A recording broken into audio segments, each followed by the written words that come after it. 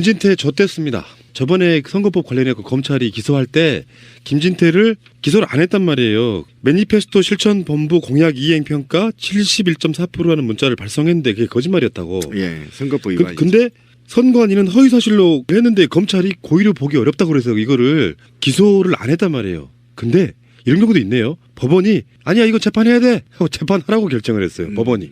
야 이건 틀림없이 황교안이 한 겁니다. 김진태가 차기 유력한 대선 후보로 지금 깜짝 놀랄 만한 후보로 거론되고 있지 않습니까?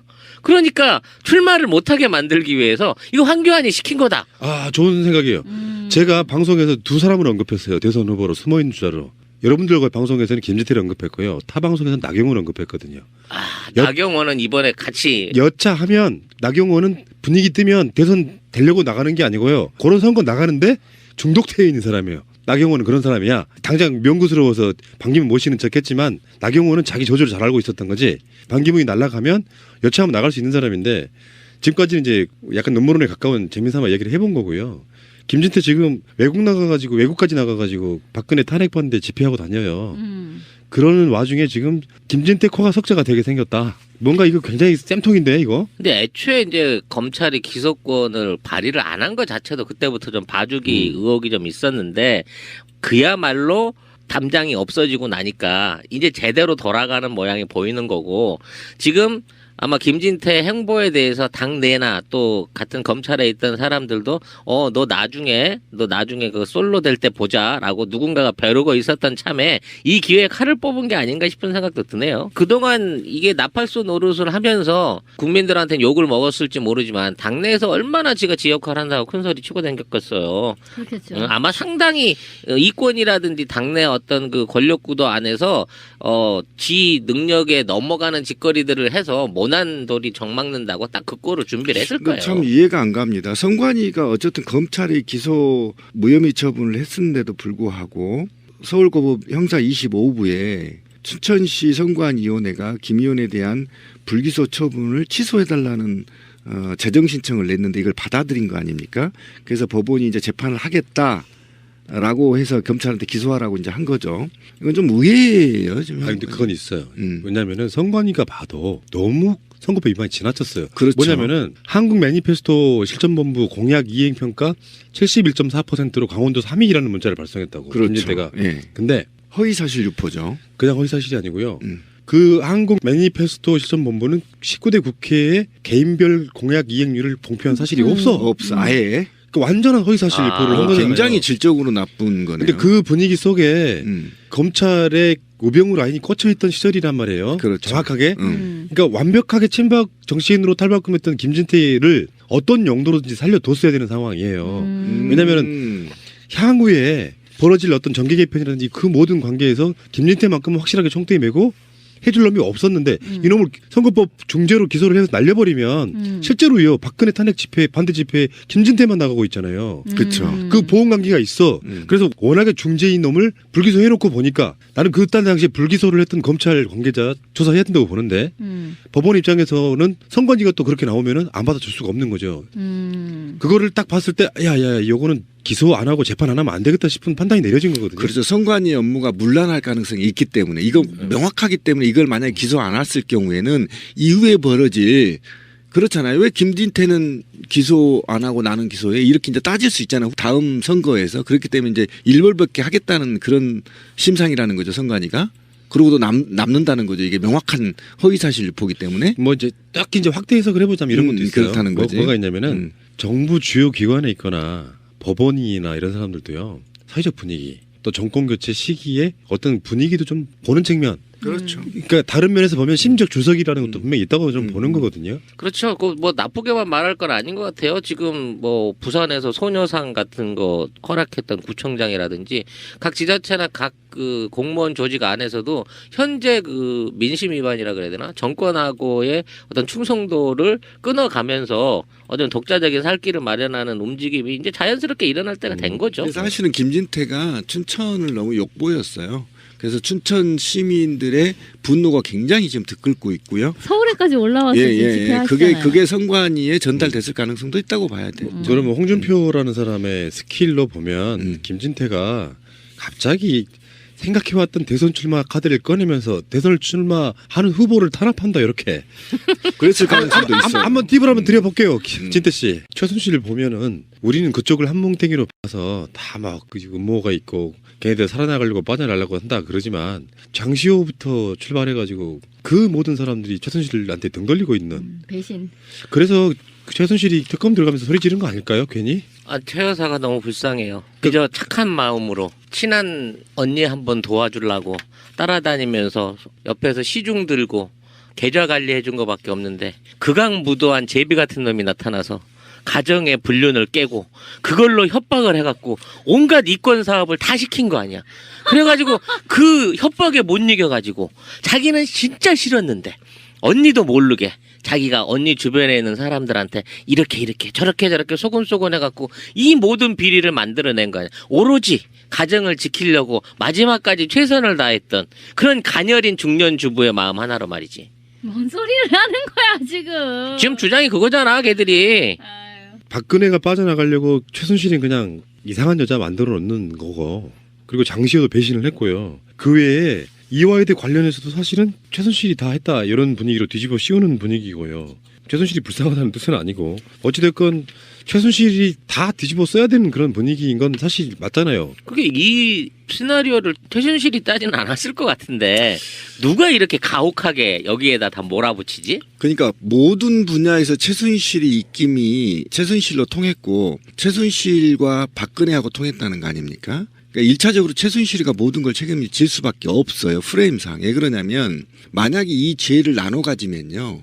많은 사람들이 5년 이상 중형을 받아야 돼요. 그런데 최순실이가 독박을 쓰거나 또는 박근혜가 독박을 쓸 경우에 나머지 패밀리들이 5년 이하의 징역으로 가볍게 만든단 말이에요. 이 프레임이 지금 작동되고 있습니다. 최순실이가 바보가 아니어서 왕따 되는 게 아니고 제 주장은 최순실이는 어떻게든 최고형을 면치 못해요. 어떤 방식으로든. 만약 이걸 나눠 갔더라도 최순실이는 최고형이고요. 안 나눠 갔더라도 최고형이에요. 어차피 최고형을 받을 거면 다 몰아주는 게 좋습니다. 예를 들면 말이죠.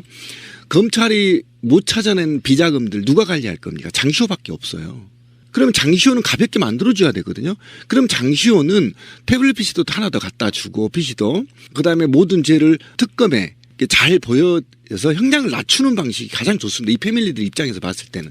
그래서 빨리 누군가는 나와서 못 찾아낸 자금도 관리를 해야 되고 나머지 가족들도 보살펴야 되기 때문에 그런 큰 틀에서 이미 네가 다 덮박 써라 라고 이 프레임이 작동됐고 그다음에 이제 박근혜한테 넘어가는 것은 차후 문제죠. 이제 탄핵의 문제에서 기각될지 아직 인용될지는 모르고 그다음에 또 대통령한테 전부 다 쏠린 죄는 어차피 사면되거든요. 대한민국 정서상. 그 얘기는 하지 마세요. 예를 들면 그렇다는 그러니까 거죠. 그런 식으로 단정 지으면 안 되지. 이번 사태에 사면 절대 없다. 사형을 만약에 선고를 받으면 사형 집행해라. 요 분위기니까. 그렇죠. 분위기는 그렇죠. 그러니까 근데 이제 이거는 좀 신비님 말씀에 약간의 논리 모순이 있다고나 할까? 무슨 말이냐면 최순실이 코하고 최순실이 본진이고 최순실 입장에서 이 모든 사건을 바라봐야 되는데 최순실 니만 희생하면 정신형을 맡은 모았는데 인형하면 나머지 살 수 있어라고 이걸 그림을 그릴 사람 자체가 존재한다는 게 저는 상식적으로 이해가 안 가는 거죠. 저는 누군가가 계속 우리 방송에서 얘기하지만 이 특검 수사와 탄핵의 전반적인 흐름을 누군가가 설계를 통해서 형량도 조정하고 그래서 이 형량이 어떤 건 인정을 하고 어떤 건 불인정을 하면서 형량을 조정하고 이 죄를 아래로 형량을 낮추는 것으로 지금 프레임을 잡은 것 같다는 의심을 지울 수가 없는 거고 뭐 그런 기사들도 나오고 있어요. 박근혜 대통령 만들기 프로젝트로부터 시작해서 아까 저 박근혜 그 최순실 관계 이야기 하셨는데 예. 박근혜는 비판력 없는 성격이잖아요. 성질은 있는데 구체적인 디테일이 떨어지는 스타일이잖아. 그러니까 모든 세팅은 다 최순실이 해주고 언니 이렇게 하면 될 거야. 잠깐만 나 텔레비 봐야 돼. 네가 알아서 해. 여분위기였어. 그런 느낌일 것 같은 느낌이에요. 그러니까 그런 상태로 만들어 놓고 여기서 주요 등장하는 게 이제 전에 그랬잖아요. 금전적인 관계는 최순실과 박근혜가 직접 챙기고 대면한다든지 하는 거. 그것도 비서실장도 모르게. 그렇지. 그리고 정말 악행은 김기춘에게 미루는 방식. 그래서 지금 나오고 있는 이야기가 우파 지원 리스트, 흔히 말해서 화이트 리스트도 만들었다는 거야. 그러니까 지금 나오고 있는 최종 결론은 뭐냐면 문화예술계 블랙리스트만 있었던 게 아니고 황진미의 옛날에 궁금증이 풀린 거예요. 모든 분야의 블랙리스트가 만들어졌다는 보도가 나왔어 최근에. 전 분야에. 그러니까 문화예술 블랙리스트가 아니고 의료계 블랙리스트에 분명히 있었을 네. 거야. 난 그렇게 봐요. 음. 그리고 정반대로 그걸로 끝날 놈들이 아니지. 자기 편 지원해줘야 될 리스트가 나온 거예요. 그래서 김기춘이 이렇게 말했다는데 좌파는 잘 먹는데 우파는 배고프다. 어느 무슨 소리야? 좌파가 잘 먹어? 찌라시만 그러나? 아니 얘는 무슨 근거로 좌파가 잘 먹는다는 주장을 하는 거지? 굳이 말을 해석하자면 사실은 문화예술 분야가 10중 8구 거의 대부분은 성향상 진보일 수밖에 없어요. 그 분야가. 아무래도 그렇겠죠. 근데 그 사람들이 잘 나가. 정권이 바뀌었어도 여전히 문화예술 분야는 영화든 어디든 좌파들이 잘 나가. 그러니까 하는 말이었을 거예요. 그런 의미로. 그래서 우리 우파 쪽 사람들은 기회를 많이 갖지 못하는 거 있잖아요. 그래서 만들어졌던 게 그게 뭐 저번에 국제시장이라든지 연평해전 같은 거. 연평해전도 그렇고 저 6.25 배경으로 한 인천 상륙작전. 어찌 됐거나 이런 지원을 하는 데 있어서 이거를 뭐 세금으로 지원을 해보겠다든지 뭐 이런 게 아니라 아주 직접적으로 정경련에다가 야 돈 한 2억씩 꽂아줘 단체별로 이렇게 명령을 내린다는 것 자체가 정경련을 무슨 자기 사금고쯤으로 하는 거 아니야. 그렇죠. 거기다가 또 삼성은 또 적극 부역을 했어요. 맞아요. 네, 제일 많이 돈을 내고. 그러니까 어쨌든 14년에 1월부터 이 화이트 리스트가 작성이 돼서 김기춘이 직접 작성했다는 겁니다. 그리고 이 정보들은 그때 당시 지금 밝혀진 것만 얘기하자면 15개 우익단체를 명단을 받고 이것이 30억 정도를 정경련에 요구했다는 겁니다. 직접 한 단체당 2억씩 지원해달라. 이렇게 되는 것이고 제가 이게 왜 정경련이 지금 가장 큰 문제이냐면 그러니까 정경련한테 이렇게 엄청난 비자금을 수백억 대를 뜯어 썼어요. 뜯어 쓰고 나서 정경련은 그럼 국가가 무엇을 해줄 거냐의 문제가 있었잖아요. 그게 바로 노동 5대 악법을 통과시켜줘서 당시 기억을 한번 되살려보자. 내 너무 억울해요. 박근혜가 현장에 나가 직접 서명하면서 5대 악법 촉구 뭐 100만인 서명, 1000만인 서명을 돌입한 거잖아요. 그러고 나서 바로 한 게 뭐냐면 취업규칙을 변경하는데 임의로 변경하게 되는 거죠. 이것 때문에 그 다음엔 또 임금피크제가 도입이 됐죠. 임금피크제 대한민국 전체가 지금 퍼졌거든요. 그럼 이 임금피크제를 통해서 돈이 인건비가 남잖아요. 그러면 원래 목적이 박근혜가 뭐라고 했나요? 젊은 사람 뽑기로 했죠. 그런데 통계적으로 안 뽑았잖아요. 안 뽑고 이 돈을 누가 먹었죠? 이 돈 남은 재산 어디다 갖다 바친 거예요? 미르재단에 다 바친 거 아닙니까? 수백억 대. 결국은 그렇게 봐야 되는 거 아닙니까? 그리고 그 돈을 갖고 보수단체 관제대모 시키고 지금 이 짓거리를 한 거예요. 내가 보기엔 이건희가 예언을 남겼어. 나중에 김자, 기자, 춘자 이름을 쓰시는 어르신이 오거든 뭐든지 다 내드려라. 그분은 나의 주인이시며 모든 재산의 임자이시다라고 유언을 남긴 거지. 그래서 김기춘이 와서 돈을 꽂아라고 했을 때 그분이 원하는 대로 꽂아드릴 수밖에 없는 거지. 아니 근데 이거는 돌아가신 거 맞아요? 그건 뭐 의사가 더 잘 알지 우리가 알겠어? 가서 한번 거만을 한번 해보고 오시오. 거만이라니 얘가 돌아가셨다는 뜻이잖아. 눈깔 한번 뒤집어 보고 오시라고. 자기 눈깔 뒤집어 보든가 이주일처럼. 후레쉬 한번 비치고.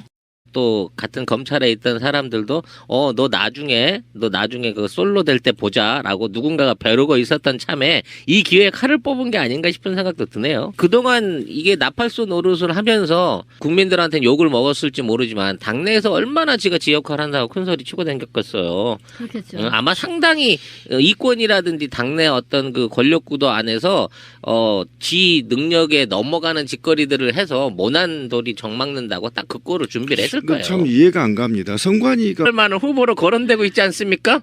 그러니까 출마를 못하게 만들기 위해서 이거 황교안이 시킨 거다. 아 좋은 생각이에요. 제가 방송에서 두 사람을 언급했어요. 대선 후보로 숨어있는 주자로. 여러분들과 방송에서는 김재태를 언급했고요. 타 방송에서는 나경원을 언급했거든요. 나경원은 이번에 같이 여차하면 나경원은 분위기 뜨면 대선 되려고 나가는 게 아니고요. 그런 선거 나가는데 중독되어 있는 사람이에요. 나경원은 그런 사람이야. 당장 명구스러워서 반기문 모시는 척했지만 나경원은 자기 저주를 잘 알고 있었던 거지.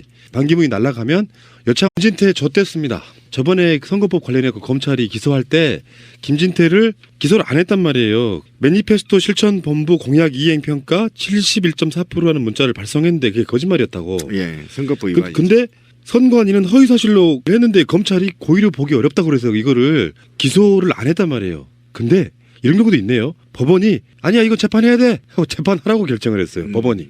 야, 이건 틀림없이 황교안이 한 겁니다. 김진태가 차기 유력한 대선 후보로 지금 깜짝 놀라. 나갈 수 있는 사람인데 지금까지는 이제 약간 논문론에 가까운 재미삼아 얘기를 해본 거고요. 김진태 지금 외국까지 나가가지고 박근혜 탄핵받는데 집회하고 다녀요. 그러는 와중에 지금 김진태 코가 석자가 되게 생겼다. 뭔가 이거 굉장히 쌤통인데 이거. 근데 애초에 이제 검찰이 기소권을 발의를 안 한 것 자체도 그때부터 좀 봐주기 의혹이 좀 있었는데 그야말로 담장이 없어지고 나니까 이제 제대로 돌아가는 모양이 보이는 거고 지금 아마 김진태 행보에 대해서 당내나 어쨌든 검찰이 기소 무혐의 처분을 했는데도 불구하고 서울고법 형사 25부에 춘천시 선관위원회가 김 의원에 대한 불기소 처분을 취소해달라는 재정 신청을 냈는데 이걸 받아들인 거 아닙니까? 그래서 법원이 이제 재판을 하겠다라고 해서 검찰한테 기소하라고 이제 한 거죠. 이건 좀 의외예요. 지금. 아니 근데 그건 있어요. 왜냐하면은 선관위가 봐도 너무 선거법 위반이 지나쳤어요. 그렇죠. 뭐냐면은 한국 매니페스토 실천본부 공약 이행 평가 71.4%로